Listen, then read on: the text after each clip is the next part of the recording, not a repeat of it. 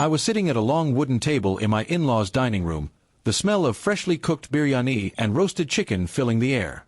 My wife, Sana, was laughing with her mother, her head tilted back in a way that usually meant she was telling one of her dramatic stories. Her father was pouring me a glass of water, insisting I eat more. Everything seemed normal, warm, welcoming, until my phone buzzed in my pocket.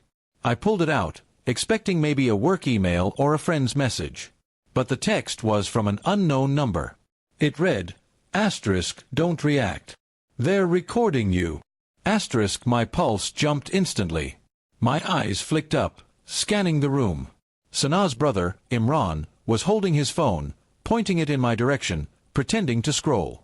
I forced my face to remain neutral, chewing my food slowly, as if nothing had happened. The message kept echoing in my head. Recording me? Why? I tried to remember if I had said or done anything recently that could be twisted against me. My mind went to last week's argument with Sana, how she had accused me of not being serious about our marriage.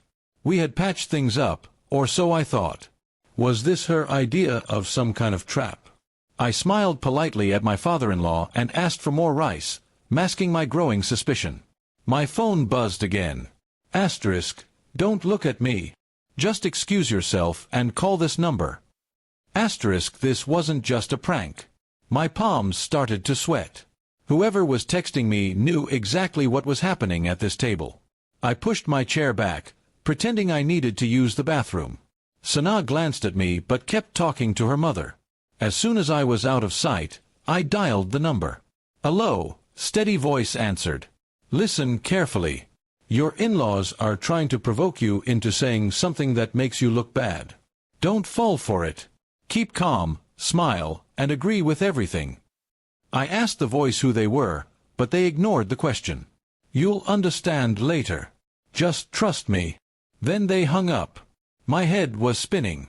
Who would go out of their way to warn me? A friend? A stranger? Or maybe someone in the family who secretly didn't agree with Sana's plan? When I returned to the table, I could feel the tension more clearly.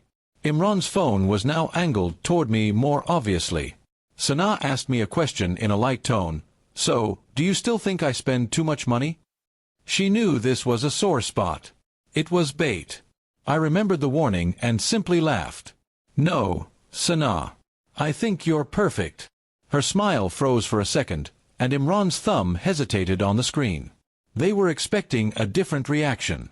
Sana tried again, this time bringing up my late nights at work. I kept my answers short, cheerful, and harmless. It was like playing chess, dodging every trap they set. The lunch ended awkwardly. Sana's parents seemed confused, maybe even disappointed. As we left, my phone buzzed once more. Well done.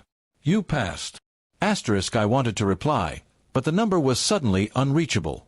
That night, Sana was quiet. I caught her glaring at her phone, scrolling through something. Finally, I asked, "Everything okay?" She muttered, "Never mind," and went to bed early.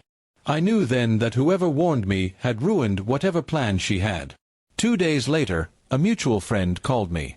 He had overheard Sana and Imran bragging about setting me up to look abusive during lunch so she could use it as leverage in a divorce.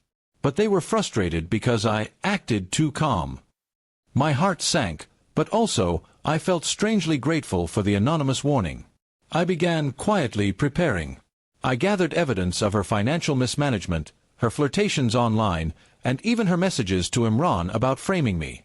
A month later, I filed for divorce, this time with everything in my favor. When the court saw the screenshots and heard the recordings I had of their planning, their smug expressions vanished. Sana's plan had backfired completely. Instead of making me look bad, she had exposed herself. I never found out exactly who sent me that first text. Maybe it was her cousin who never liked her, maybe a friend of Imran's who thought the scheme was cruel. Whoever it was, they saved me from walking straight into a trap that would have destroyed my life. Now, every time my phone buzzes, I remember that moment at the lunch table. The fake smiles, the quiet cameras, and the single text that turned the whole game around. Sometimes, one stranger's warning can change everything.